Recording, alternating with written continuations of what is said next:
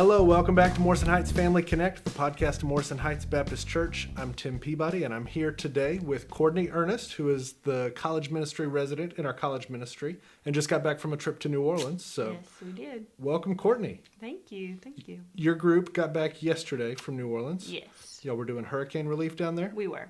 Tell us about it. How'd it go? Yeah, so we, myself and Chris Williams, the other college ministry resident, took a group of 13 students down to New Orleans on Saturday. We left Saturday morning, and we went down and we partnered with St. Rose Community Church there, and we just went to several houses in that community and helped with some relief work, tearing down some walls, roofing, tarping some roofs, and things like that, just to help out that community and serving that church. So they're still doing mud out and roof tarping. Yes, they are. It's been, what, 4 or 5 weeks since the hurricane? Yeah, and there's still so much to do. Yeah. Wow. Yeah. Okay, what'd you see down there? What'd you find? Well, lots of things.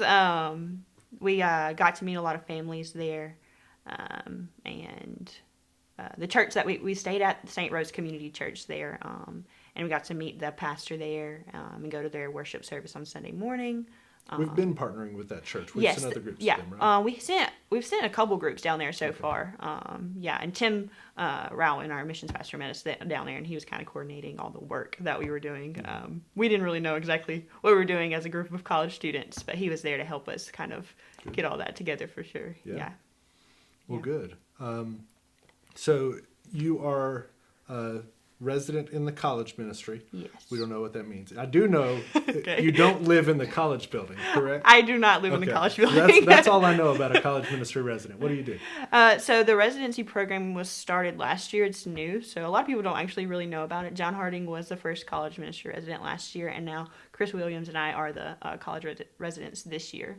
And it's just a program that they started for recent college graduates to serve in the college ministry for two things. It's kind of a two-part thing. We are there to learn underneath the college ministry staff and to go to seminary, but also be part of that ministry and learn and grow there too. So how long have you been doing that job? I started August 1st. So a few months. Yeah. Mm-hmm. What have you learned so far? Lots. Just what full-time ministry looks like. So that's been really awesome. My focus is mainly on the girls. I'm the only female on staff in the college ministry, and so that's a big part of my job is to focus on the girls and just loving them well and kind of mentoring, discipling them too. So I've just kind of learned what it looks like and how much effort is put into college ministry and all the small details and how much that really does matter. Yeah. I know you're in school because you're in my class Monday morning at 8 a.m. Yes, I am. How many hours are you taking this semester? I think just 5 this semester. Okay, good. Yeah. Fairly manageable load. Mm-hmm. What's your other course besides spiritual formation? I'm taking interpersonal relationship skills and also Baptist heritage. Okay. Mm-hmm. I think the interpersonal relationship skills is only a 2-hour course. Gotcha. I think. Yeah. Okay. Well, you got your hands full with your work and all of that. Where are you from? Houston? Houston, Mississippi. Mississippi. Yep. Not Texas. Yep. Right. Small town. Not much there. Yeah? Yep. I'm trying to remember if I've ever been to Houston. I don't think I have. Probably not. Most people haven't. It's about 45 minutes south of Tupelo. Okay. So, yeah. All right. What brought you down to Mississippi College? So, honestly, the Lord, I don't know. My cousin went here. That's kind of how I found out about it at Mississippi College. What was your College. cousin's name? Isaac Spears. Isaac Spears, I didn't know. He's, his family lives in North Carolina now, so, Okay. yeah. And all his brothers came here too, so big family here now at Mississippi College. But yeah, I knew about it because of that, and I just came and visited once and was excited to be here. Knew that I wanted to come here and be at a Christian college for sure. Yeah. Okay. What was your degree in? Sociology. Sociology. Mm-hmm. Yep. Did you like that? I did. Yeah, it was great. It sounds exhausting to Yeah. me. It's a lot of Sounds reading like- and writing. Yeah. Yeah. And a lot of dealing with like some of the worst problems in society. Yeah, that's kind of what it was. And I minored in teaching English as a second language, and I love that. And so it was kind of a cool combo, those two together. Did that specialization take you anywhere? Did you travel anywhere to teach English? Well, before I actually decided to do that, went on summer missions the summer of 2019. Where'd you And go? I went to South Korea to work with North Korean refugees, and we worked at a school, and we taught English there. You worked with North Korean refugees. I did, yeah. Were you in Seoul? Yes, I was. Mm-hmm. Wow, what was that like? It was insane. It was a crazy experience. It was a year after I became a Christian, so literally had no idea. Okay. I'd never been on a plane, never been out of the country before, but I felt like the Lord was telling me to go there. And so I went and experienced. It was just insane to hear their stories and to hear how they escaped from North Korea and ended up in Seoul. So you got to hear about what their life was like in North Korea, I did. how they escaped, and everything. Yeah. What surprised you about what they said? Just the way that their lives there, how restricting it was, and like we hear about North Korea and we hear all these like bad things. You know, everybody hates North Korea and the leaders there, but like there are people who are living there who need to be loved and who need to be they need the gospel is what they need, and so it's just. For me, it was just like, there are people there, and we need to remember that those people are loved by God. Even the leaders who we think are terrible people, like, they need the love of God, too. So what was the most effective way you found to share love with them, to serve them? Yeah.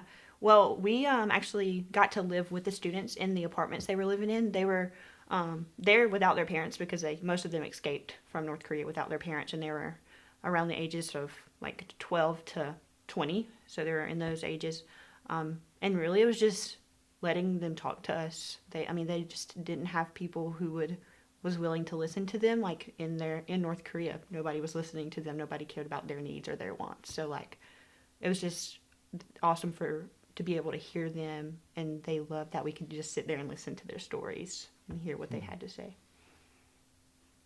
What a crazy experience it would be to escape from such a restrictive place like North Korea. Yeah. And then all of a sudden you're living in a place with some freedom, Yeah. people from around the world there to talk to, and Yeah. somebody sharing the gospel with you. Yeah. What an experience that must have been. It was really awesome. Yeah. And they were at a Christian school too. And so that was really awesome to see. I guess they're called refugees, Mm-hmm, they are, yeah. were at a Christian school. Mm-hmm. Was that a government program that would put them there, or how did they get there? When they get to South Korea, they get automatic citizenship, and they get to they give them so many resources like money, housing, and all these things. And if they're a certain age, they give them resources. They kind of give them like a choice to where they want to go, if they want to just get a job, or if they want to go to school. And they kind of do like a college fair type thing. That you would say, like different schools kind of advertising their school, and they just basically get to pick where they want to go. And so the government does help them with that, yeah. Huh. Yeah. Wow. Mm-hmm. It's a big world. Yeah. There's a lot of people who have way different experiences than we have. For sure. Well, I bet that changed you a lot to get to experience that as a 19-year-old who'd been a Christian for a year. Yeah, it was insane. Yeah. Well, I'm glad to hear a little bit about it. What else should we talk about? We talked about your trip to New Orleans, a little about where you're from, your major. Where do you see yourself in the future? And it's okay to say not at Morrison Heights. You know, most people who are 19 working here as a resident, we assume they're going somewhere else eventually, so you can say that. Yeah, so, well, the goal eventually is to move overseas and do full-time missions. Don't know exactly what that looks like yet. I may do the journeyman program, and not the next year, but the next. I'm in seminary right now. I'm getting a Master's of Arts in Missiology. So the goal is to go eventually. I don't know what that looks like or where or how, but yeah, I could see Morrison Heights as my sending church for sure, because we are very mission-minded and love sending people, and so for sure could see that happening. Are you one of the students that has taken a class with Jerry Rankin? Yes. I think he mentioned you the other day, saying that you had been one of the students he mentored. Yeah. Does that sound right? Mm-hmm. Tell us about that. What have you learned from the former president of the International Mission Board? Yeah, I love Dr. Jerry Rankin. I was in his, cross-cultural understanding and evangelism class last semester. An MC class, right? It's an MC class, yeah. And so that was a really awesome experience because he has so many stories and so many things to teach us. And so it was just awesome that he is willing to come back now and to use his life to teach us. I've just learned so many things from him. And he's actually this year helping with something in our college ministry. He's leading one of our path tables with our college students on Sunday mornings. And also we have something called the Upper Room this year. And it's just a time for students who feel like they're called to missions in some way. Dr. Rankin's coming and teaching on once a month on Friday nights for us at that. So it's a time of prayer for unreached people groups and a time of teaching about missions and things like that. Wow. Yeah, so he's been super awesome and a big influence in my life for sure. Yeah, I bet. What a blessing. Okay, well, thank you so much for letting us get to know you a little bit. Of course. We're praying for your work in the college ministry and for God's path for you in missions or wherever he takes you. It's a big deal. Do you have a verse you want to share with us? Yes. So something I actually shared with the students this weekend while we were gone is in 1 Thessalonians 2, and it's 3 through 7. I'm going to just read it. For our appeal does not spring from error or impurity or any attempt to deceive, but just as we have been approved by God to be entrusted with the gospel. So we speak not to please man, but to please God who tests our hearts. For we never came with words of flattery, as you know, nor with a pretext for greed. God is witness. Nor did we seek glory from people, whether from you or from others, though we could have made demands as apostles of Christ. But we were gentle among you, like a nursing mother taking care of her own children. And I really just love that whole chapter. But I wanted to share that this weekend with our students, just the way that Paul talks about sharing the gospel and loving others well, like a mother loves her children. And so, yeah, I think of that verse often. Amen. Thank you. Of course. I'm going to read our prayer list and invite you to pray. Okay. I'm not going to read the entire list, but I do want to mention a few people. First, Tom Rowden, who does our camera work, of course.